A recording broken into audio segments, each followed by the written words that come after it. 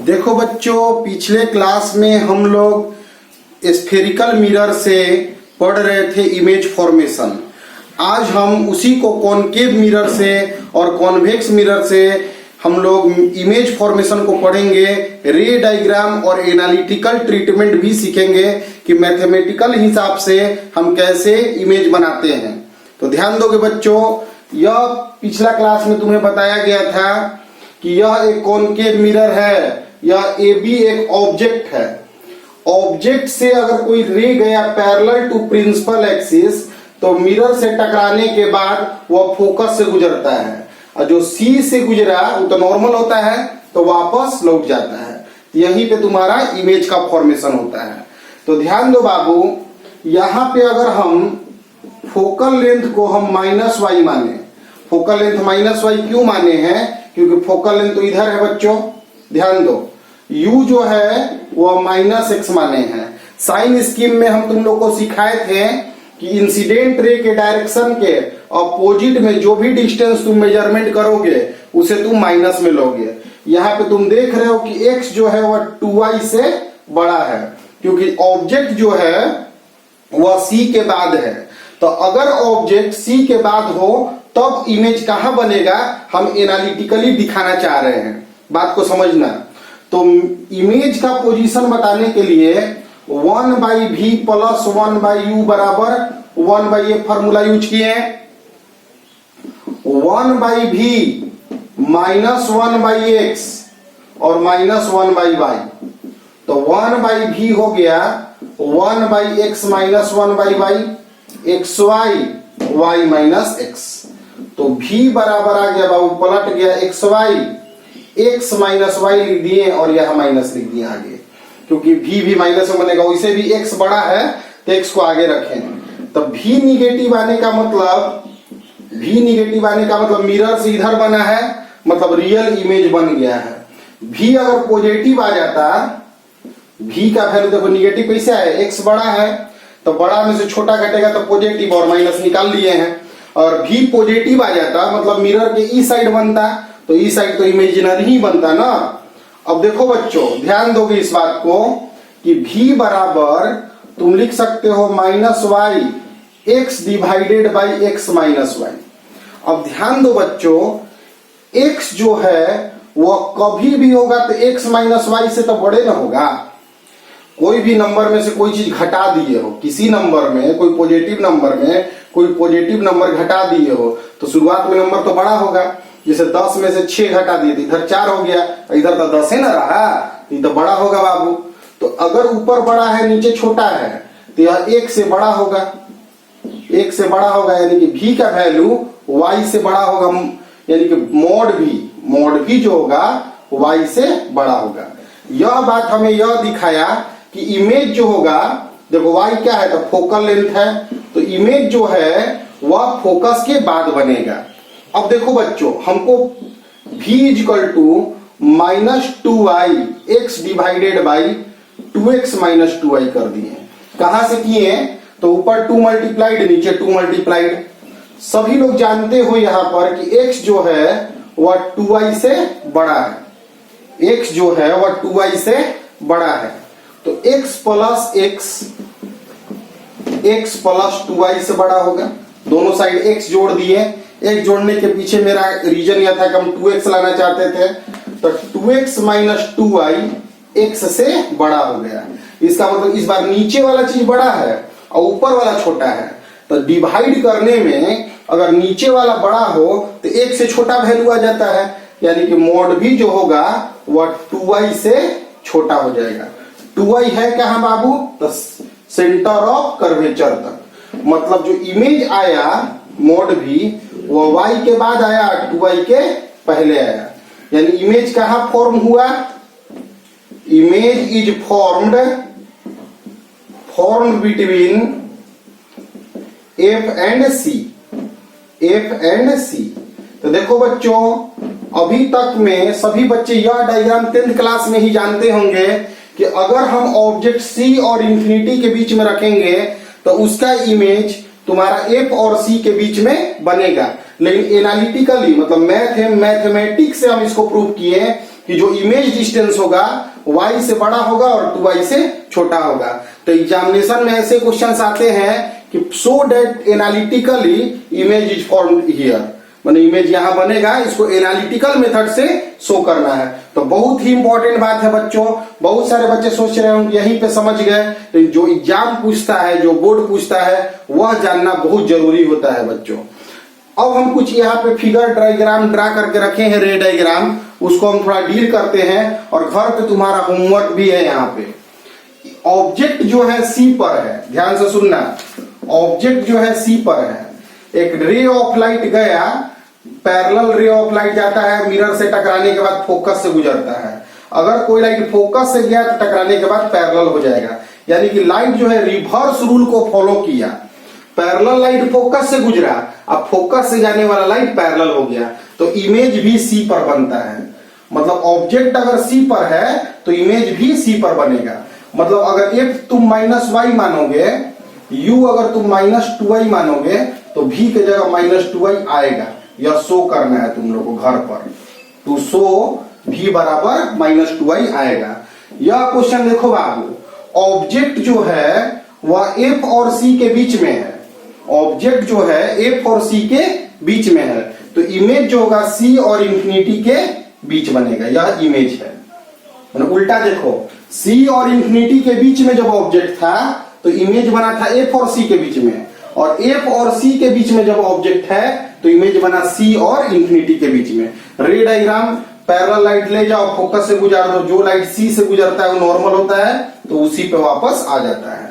अगर यानी कि यहाँ पे भी मेरा प्रूव करने वाला है, घर से होमवर्क है बच्चों, एनालिटिकली अगर तुम f के पर ऑब्जेक्ट रखोगे, f फोकस पर ऑब्जेक्ट रखोगे, तो इमेज इंफिनिटी पे बनेगा। याद करो रूल, इंफिनिटी पे जब था तो इमेज बना था फोकस पे, तो जब फोकस पे ऑब्जेक्ट रख दोगे तो इमेज बनेगा इंफिनिटी पे। बहुत इंपॉर्टेंट डायग्राम्स है बाबू, और एनालिटिकली तुम्हें प्रूव करना होगा सभी बातों को।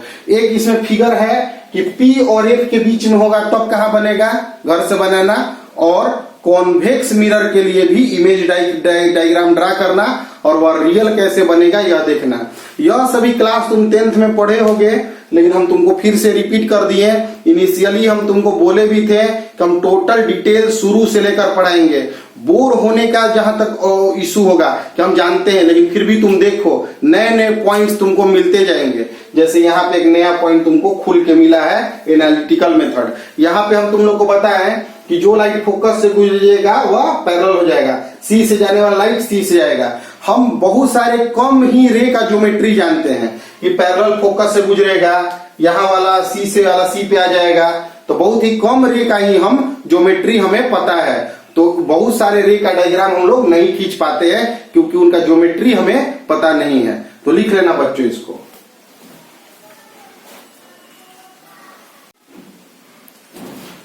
देखो बच्चों, कॉन्वेक्स मिरर के लिए भी हम डायग्राम बना दे रहे हैं और एनालिटिकल ट्रीटमेंट बता दे रहे हैं। यह कॉन्वेक्स मिरर है। कॉन्वेक्स मिरर भी स्फेरिकल मिरर का ही पार्ट होता है, जिसमें इनर पार्ट को हम सिल्वर्ड कर देते हैं, तो आउटर पार्ट जो है इसका शाइनी हो जाता है। अगर हम तो इसके लिए सेंटर तो इधर होगा, क्योंकि जो स्फीयर जिस स्फीयर का यह पार्ट है उसके सेंटर को ही सेंटर ऑफ कर्वेचर कहते हैं। मिरर के मिड पॉइंट को पोल कहते हैं। पोल और सेंटर ऑफ कर्वेचर को मिलाने वाले लाइन को प्रिंसिपल एक्सिस बोलते हैं, और इन दोनों के बीच में होता है फोकस। अब एक ऑब्जेक्ट रख दिए शाइनी साइड की ओर, तो रे गया पैरेलल लाइट, प्रिंसिपल एक्सिस के पैरेलल लाइट जाएगा, तो अब फोकस से गुजरता है। गुजर तो नहीं रहा है, गुजरता हुआ प्रतीत हो रहा है। सीम्स टू बी, ऐसा हमें लगेगा कि फोकस गुजर रहा है, यानी कि रे यहां से वापस रिटर्न करेगा। और जो लाइट हमारा सी पे जाता है वह सी वाला लाइट नॉर्मल होता है तो रिटर्न कर जाता है। तो यहाँ पे मिरर से रिफ्लेक्शन के बाद यह रिफ्लेक्टेड रे हुआ और यह रिफ्लेक्टेड रे हुआ, तो मिरर से रिफ्लेक्शन के बाद हमें रे यहाँ कटता हुआ प्रतीत हो रहा है, तो यहाँ पे मेरा इमेज का फॉर्मेशन होगा। तो इमेज जो हो रहा है तुम देख रहे हो कि इस साइड बन रहा है, यानी कि वर्चुअल इमेज बन रहा है, मतलब काल्पनिक प्रतिबिंब हमारा बन रहा है बच्चों। ध्यान दो, यहाँ पे u के जगह अगर हम -x रखे तो कोई दिक्कत तो है नहीं, लेकिन फोकल लेंथ इस बार प्लस में y है क्योंकि फोकल लेंथ इधर मेजरमेंट हो रहा है ना। तो 1/v प्लस 1/u 1/f, तो 1/v माइनस 1/x 1/y, तो 1/v 1/x प्लस 1/y, तो xy y प्लस x, तो v मेरा क्या आया xy x plus y। Positive v आने का मतलब है कि वर्चुअल इमेज बनेगा या मिरर के दूसरे साइड में बनेगा। याद रखना बच्चों, बहुत ही इंपॉर्टेंट केस है। मान लो बच्चों एक कॉनकेव मिरर दिया हुआ है, यहां पे पोल है, यह फोकस है और यह सेंटर ऑफ कर्वेचर है। यहां एक ऑब्जेक्ट रखे हैं जिसका इमेज इस तरह से हम लोग बनाते हैं। ध्यान दो, रे डायग्राम खींचने में थोड़ा हाथ तेज होना चाहिए। यहां पे मेरा इमेज बन गया और क्वेश्चन तुम्हें कह दे कि आधा मिरर को देखो, इस तरह से मेरा कॉनकेव मिरर में इमेज बनता है, तुम जानते हो। और कह दे कि आधा मिरर को हम कवर्ड कर दे, आधा मिरर को हम ढक दे, ब्लैक कर दे या कपड़ा से ढक दे या रंग दे पेंट ब्लैक से, तो क्या इमेज बनेगा कि नहीं। तो बहुत सारे बच्चे सोचेंगे कि एक रे आ रहा था, एक यहाँ जा रहा था और दूसरा रे तो यही था। अब तो ये अगर हम रंग देंगे ब्लैक से या इसको कवर कर देंगे तो ये रे आ ही नहीं पाएगा, तो रे कटेगा ही नहीं, तो इमेज नहीं बनेगा। तो वह गलत सोचेंगे।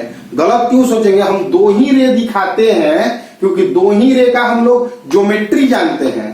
वास्तविकता में रे तो इन्फिनाइट रेज निकल रहे होंगे, इन्फिनाइट रेज जाके मिरर से टकरा कर रिफ्लेक्ट होके इन्फिनाइट के इन्फिनाइट रेज यहीं आके कट रहे होंगे, तो ही यहाँ इमेज बन रहा होगा। लेकिन हम ज्योमेट्री सिर्फ दो का दिखाते हैं क्योंकि हमें कटाना है, तो दो रे से भी मेरा काम चल जाता है। तो यहाँ पे बहुत सारे रे ऐसे भी होंगे जो ऊपर में पोर्शन में जाके कट रहे होंगे और यहाँ पे आके कट रहे होंगे, तो वह तो इमेज बना देगा ना। तो अगर हाफ पोर्शन मिरर का अगर तुम कवर भी कर दोगे फिर भी इमेज ऊपर वाले पोर्शन के रिफ्लेक्टेड रे जाकर कट कर इमेज बना लेंगे, लेकिन इंटेंसिटी फिर आधा होगा। यहाँ पे बहुत ही इंपॉर्टेंट बात है बच्चों कि जो दो रे हम लोग दिखाते हैं सिर्फ वही दो रे ना होकर इनफाइनाइट रेज होते हैं और वह सभी इनफाइनाइट रेज एक ही जगह पर कटते हैं, इसीलिए मेरा वहां इमेज बनता है। लेकिन हमारे पास ज्योमेट्री का ज्ञान कम होने के कारण सिर्फ हम दो रे को ही दिखाते हैं। ठीक है बच्चों, तो यहाँ पे आज की क्लास में अभी तक तुम लोग देखे होंगे कि मिरर के बारे में ही कुछ एनालिटिकल्स बात बताए गए हैं। v पॉजिटिव आ जाएगा तो उस साइड बनेगा, यहां से तुम मैग्निफिकेशन -v/u करके भी निकाल सकते हो। जब तुम्हारा मैग्निफिकेशन जो होगा, मैग्निफिकेशन अगर बाबू तुम निकाल रहे हो -v/u से और वह पॉजिटिव मैग्निफिकेशन आता है तो इरेक्ट इमेज बनता है, और मैग्निफिकेशन अगर निगेटिव आता है तो इन्वर्टेड इमेज बनता है। यह सभी बातें तुम जानते होगे। तो अब यहाँ पे यहाँ तक के बाद हम लोग आगे अब रिफ्रैक्शन के थ्योरी में जाएंगे। रिफ्लेक्शन का थ्योरी तुम लोग डिटेल घर पे रिपीट वीडियो करके देख लेना और मेहनत करना। और एक बात फिर से बोल रहे हैं कि मन हमको इसलिए पढ़ना होता है क्योंकि हम जीवन में कुछ आगे बढ़ सके। जीवन में आगे बढ़ने के लिए एक लक्ष्य बनाना पड़ेगा, एक टारगेट सेटअप करना पड़ेगा और वह टारगेट हमें आगे बढ़ने के लिए प्रेरित करते रहेगा। हमको अपने लक्ष्य को याद करना पड़ेगा कि मेरा लक्ष्य क्या है, क्यों हम पढ़ रहे हैं, क्यों हम ज्ञान के प्राप्ति को कर रहे हैं। तो उस लक्ष्य के लिए, टारगेट के लिए मेहनत करेंगे, भिड़ेंगे। और पढ़ाई हमारे अच्छे लगने से इंडिपेंडेंट होता है बाबू। पढ़ाई हमको करना है, मेरे लिए जो अच्छा है उसके लिए हमको जी जान झोंक देना है।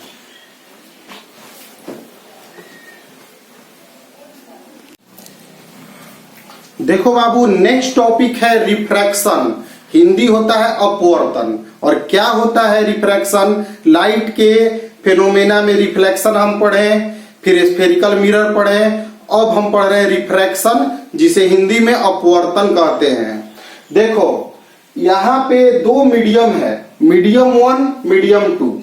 दो मीडियम का यह बाउंड्री है। दो मीडियम के बाउंड्री पर अगर लाइट रे पड़ता है तो एक मीडियम से दूसरे मीडियम में एंट्री करते समय लाइट अपने रास्ता को, डायरेक्शन को चेंज करता है।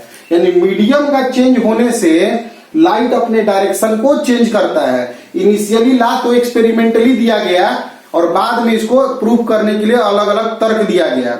हम इसमें न्यूटन का बात इसलिए नहीं ला रहे हैं बच्चों, क्योंकि न्यूटन के अनुसार डेंसर मीडियम में सघन माध्यम में स्पीड बढ़ जाता है, जबकि यह गलत साबित हो चुका है, इसलिए गलत बात को हम नहीं बता रहे हैं, ध्यान दो। इंसिडेंट रे एक मीडियम से दूसरे मीडियम में जब एंट्री करता है तो वह अपने पाथ को चेंज कर लेता है, डायरेक्शन को चेंज कर लेता है, और यही घटना रिफ्रैक्शन कही जाती है। यहां ध्यान दो, if light rays incident at interface of two medium, जब दो मीडियम के इंटरफेस पे लाइट रे इंसिडेंट करता है तो यह चेंज करता है अपना direction when it इंटर्स into other medium, जब दूसरे मीडियम में चेंज करता है, दूसरे मीडियम में एंट्री करता है तो अपने डायरेक्शन को चेंज करता है, और यही घटना रिफ्रैक्शन कहलाता है।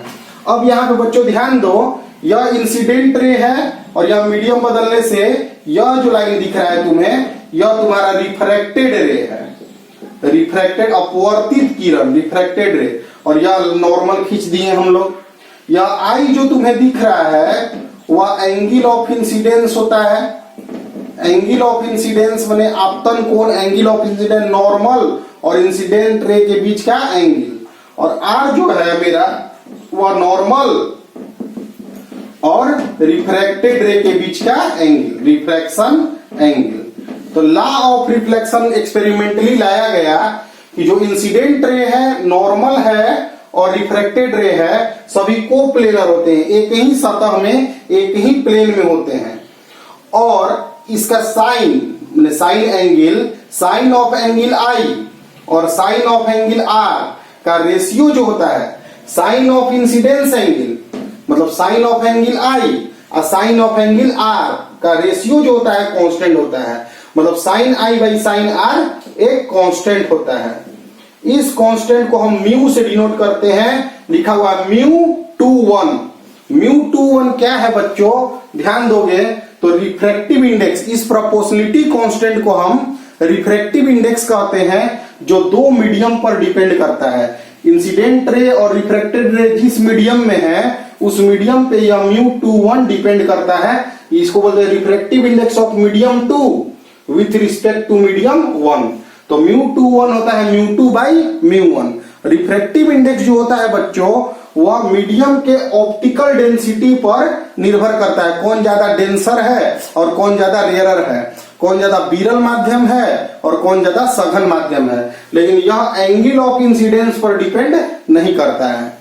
यह इंपॉर्टेंट बात है बच्चों, ध्यान देना कि जब एक लाइट रे एक मीडियम से दूसरे मीडियम में इंटर करता है तो अपने रास्ता को, डायरेक्शन को चेंज करता है, यही रिफ्रैक्शन है। और रिफ्रैक्शन लॉ में है कि इंसिडेंट रे, रिफ्रैक्टेड रे नॉर्मल एक ही प्लेन में होंगे और sine I by sine R constant होगा, उस कांस्टेंट को हम रिफ्रैक्टिव इंडेक्स कहते हैं, और रिफ्रैक्टिव इंडेक्स जो होता है उसे म्यू से डिनोट करते हैं, जो दोनों मीडियम पर डिपेंड करता है। तो μ21 बराबर लिखते हैं μ2 बाई μ1। तो सिंपल सा कहानी है रिफ्रैक्शन का, इसमें आगे कुछ हम बात बता रहे हैं।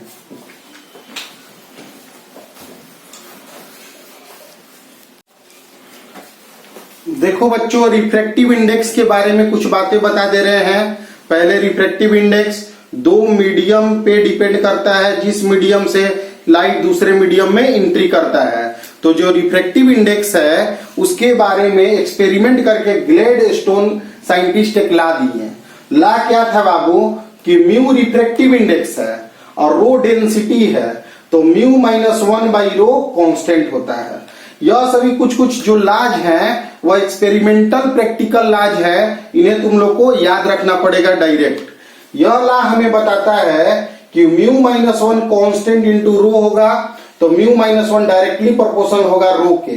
तो ज्यादा डेंसिटी होगा तो ज्यादा रिफ्रैक्टिव इंडेक्स होगा, मतलब मोर डेंसर मीडियम मोर रिफ्रैक्टिव इंडेक्स। यहाँ पे डेंसिटी का मतलब मास डेंसिटी, मतलब मास वाला डेंसिटी से नहीं लेना है, ऑप्टिकल डेंसिटी से लेना है। ऑप्टिकल डेंसिटी माने लाइट के लिए कौन घना है और कौन घना नहीं है, तो वह जनरली मास डेंसिटी के साथ ही रहता है, कुछ एक्सेप्शन केस होते हैं। तो ध्यान रखना, जो घना माध्यम होगा, जो डेंसर मीडियम होगा, उसका रिफ्रैक्टिव इंडेक्स ज्यादा होता है। देखो बच्चों, वाटर और एयर में वाटर मोर डेंसर है एयर से, तो वाटर का रिफ्रैक्टिव इंडेक्स एयर के तुलना में अधिक होता है। यह सभी बातें ध्यान रखना। रिफ्रैक्टिव इंडेक्स सिंगल मीडियम का डिफाइन नहीं होता है, रिफ्रैक्टिव इंडेक्स हमेशा दो मीडियम पर ही डिफाइंड होता है। अगर सिंगल मीडियम पे डिफाइंड कर रहा है इसका मतलब दूसरा मीडियम को वह वैक्यूम लिया है, मतलब वैक्यूम के रिस्पेक्ट में उसका रिफ्रैक्टिव इंडेक्स। ठीक है बच्चों, एक कौचिज इक्वेशन है। कौचिज इक्वेशन है कि म्यू रिफ्रैक्टिव इंडेक्स है और लेमडा वेवलेंथ है। लाइट अगर वेव होगा तो उसका अलग अलग वेवलेंथ होगा, यह जरूरत पड़ रहा है इसलिए बता रहे बच्चों। तो म्यू जो है वह a plus B by lambda square तक ही इनिशियली दिया गया था, बाद में c by lambda to the power 4 इस तरह भी चला गया, लेकिन वो सब बहुत छोटा होते होते वेवलेंथ लाइट का छोटा होता है तो वह सभी नेग्लेक्ट करके इतना ही तक हम फार्मूला को लिए। तो ध्यान देना, यहां से दो चीजें बस तुमको ध्यान रखनी है, दो जो ध्यान रखने योग्य बात है। एक तो ला याद रखोगे, अगर तुम एनडीए वगैरह एग्जाम दोगे तो यह सब ला की पॉइंट्स हो जाते हैं। जब नॉर्मल एग्जामिनेशन देते हो तो यह की पॉइंट्स में चलते हैं। इसमें दो तीन बातें जो ध्यान देने योग्य बातें हैं। पहला, रिफ्रैक्टिव इंडेक्स मीडियम पर डिपेंड करता है, ज्यादा डेंसर मीडियम का ज्यादा रिफ्रैक्टिव इंडेक्स होगा। और दूसरा, रिफ्रैक्टिव इंडेक्स वेवलेंथ पर डिपेंड करता है, वेवलेंथ अधिक होगा तो रिफ्रैक्टिव इंडेक्स कम होगा, वेवलेंथ अधिक होगा तो रिफ्रैक्टिव इंडेक्स कम होगा। तो अभी तक बस यह जाने कि एक मीडियम से दूसरे मीडियम में जब लाइट एंट्री करता है तो अपने रास्ता को चेंज करता है, इसे रिफ्रैक्शन कहते हैं। और रिफ्रैक्शन का एक लॉ है कि sine I, sine of incidence angle, sine of refraction angle को mu two by mu one कहते हैं। यह म्यू टू है और यह म्यू वन है। इस तरह लिखते हैं कि जो म्यू है रिफ्रैक्टिव इंडेक्स या डेंसिटी पर और वेवलेंथ पर डिपेंड करता है। मोर denser medium has more refractive index. यह बहुत ही इंपॉर्टेंट बात है बाबू, इसको ध्यान रखना। देखो बच्चों ध्यान दो, 10th क्लास में तुम लोगों ने पढ़ा होगा कि लाइट एक मीडियम से दूसरे मीडियम में जाता है तो बेंड करता है। कैसे बेंड करता है इसके लिए तुम पढ़े होगे कि लाइट अगर रेयरर से डेंसर में अगर जाता है, लाइट अगर रेयरर मीडियम से डेंसर मीडियम में जाता है तो वह अपने रास्ता को नॉर्मल की ओर बेंड करता है, नॉर्मल की ओर बेंड करता है, पढ़े होंगे। और लाइट अगर डेंसर से रेयरर की ओर जाता है, डेंसर से रेयरर की ओर जा रहा है अगर, तो लाइट जो होता है नॉर्मल से दूर मुड़ता है। यह बात बहुत इंपॉर्टेंट बात है बच्चों, याद रखना कि अगर रेयरर से डेंसर में जाएगा तो नॉर्मल की ओर मुड़ेगा और डेंसर से रेयरर में जाएगा तो नॉर्मल से दूर मुड़ेगा। याद रखने वाला बात तो है ही, लेकिन उसके साथ यह होता क्या क्यों है यह बता रहे हैं। अगर रिफ्रैक्टिव इंडेक्स इसका वैक्यूम के रिस्पेक्ट में म्यू1 हो और इसका म्यू2 हो तो म्यू2 बड़ा होगा म्यू1 से। अभी पीछे इसी बात का डिस्कशन हो रहा था। अगर इसका रिफ्रैक्टिव इंडेक्स म्यू1 हो और यहाँ म्यू2 हो तो म्यू2 जो है वह छोटा होगा म्यू1 से। क्यों? क्योंकि डेंसर मीडियम का रिफ्रैक्टिव इंडेक्स अधिक होता है ग्लैडस्टोन लॉ के हिसाब से। ये लाइन याद रखना, मोर डेंसर मीडियम मोर रिफ्रैक्टिव इंडेक्स। और हम लोग लॉ ऑफ रिफ्रैक्शन में पढ़े हैं कि sine I by sine R mu two by mu one. अब तुम यहाँ इस केस के लिए तुम देख रहे हो बच्चों कि म्यू2 बड़ा है और म्यू1 छोटा है, तो बड़ा में छोटा से डिवाइड करोगे तो एक से बड़ा आएगा। सोचो, बड़ा नंबर में छोटा नंबर से डिवाइड करोगे तो एक से बड़ा आएगा। तो साइन आई जो होगा वह बड़ा होगा साइन आर से, मतलब आई बड़ा होगा आर से। तो आर छोटा होगा, तो आर छोटा होने के लिए उसको नॉर्मल की ओर मुड़ना होगा ना बच्चों। तो इसीलिए if light travels from rarer to denser then it bends towards normal. Towards normal इसलिए मुड़ता है कि इस केस में आर का वैल्यू छोटा होना चाहिए। यह तुमको शो करके दिखा दिए। अभी तक तो बच्चे तुम लोग याद रखे होंगे, आज से तुम जान भी रहे हो। और इस केस में अगर हम लोग बच्चों आते हैं तो लिखते हैं sine I by sine R mu two by mu one. देखो ध्यान दो, sine I by sine R mu two by mu one उल्टा लिखा जाता है। Sine I by sine R इधर का रिफ्रैक्टिव इंडेक्स बटा उधर का रिफ्रैक्टिव इंडेक्स। तो इस बार म्यू2 छोटा है क्योंकि रेयरर है, तो यह एक से छोटा हो जाएगा। तो साइन आई छोटा हो जाएगा साइन आर से, इसलिए I छोटा हो जाएगा R से और R बड़ा होगा तो R बड़ा होने के लिए दूर मुड़ जाएगा।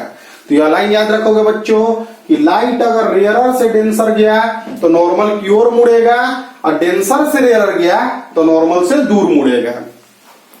तो बच्चों आज के क्लास में हम स्टार्ट किए थे स्फेरिकल मिरर से। स्फेरिकल मिरर से कॉनकेव मिरर में इमेज कैसे बनता है उसका रे डायग्राम हम खींच दिए थे। रे डायग्राम के बाद एनालिटिकली वही इमेज कैसे बनेगा इसको दिखाने का तरीका बताएं। फिर हम कॉन्वेक्स मिरर में भी रे डायग्राम बताएं और एनालिटिकली बताएं। हम बताएं कि भी अगर पॉजिटिव आता है, इमेज डिस्टेंस पॉजिटिव आता है तो वर्चुअल इमेज बनता है। मैग्निफिकेशन निकालने के लिए -v/u कर लेना। m अगर प्लस आएगा तो इरेक्ट इमेज मतलब सीधा इमेज बनेगा। फिर उसके बाद बाबू हम लोग पढ़े कि अगर मिरर में हम ज्योमेट्री जानते हैं कम रेंज का कि कौन रे कहां से गुजरेगा मिरर से टकराने के बाद, लेकिन रेंज तो होते हैं इनफाइनाइट और वह सभी जाके एक ही जगह कट रहे होंगे, मिल रहे होंगे। तो अगर कुछ सेक्शन बंद कर दिया गया, काट दिया गया, हटा दिया गया, फिर भी इमेज कम इंटेंसिटी का बन जाएगा। उसके बाद हम रिफ्रैक्शन बताएं। रिफ्रैक्शन में मेरा एक टर्म आ गया refractive index. Refractive index Gladstone's law से बताया कि डेंसिटी पे निर्भर करता है, वेवलेंथ पे निर्भर करता है और फिर कैसे मुड़ता है यह बात हम तुम लोग को बताए। अभी तक के जो क्लास हुए हैं लाइट में वो अभी तक बहुत ही नॉर्मल क्लास चले गए हैं, लेकिन अब यहाँ से क्लास पिकअप पकड़ना स्टार्ट होगा। इसलिए मेहनत करते रहो, स्किप नहीं करना वीडियो, बहुत सारे पॉइंट्स हैं, सब कुछ देखना है और वीडियो शेयर करो आगे कि बाकी बच्चे भी लाभ उठा सके।